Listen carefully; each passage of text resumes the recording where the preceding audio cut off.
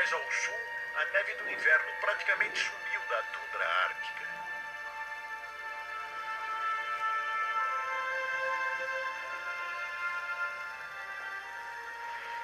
A fronteira selvagem do norte do Canadá. Aqui a natureza faz uma de suas mais dramáticas exibições.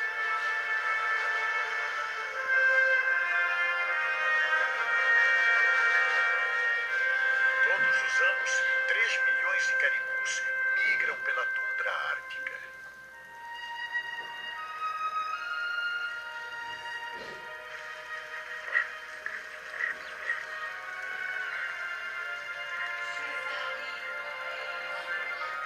A imensidão do rebanho só pode ser vista adequadamente de cima.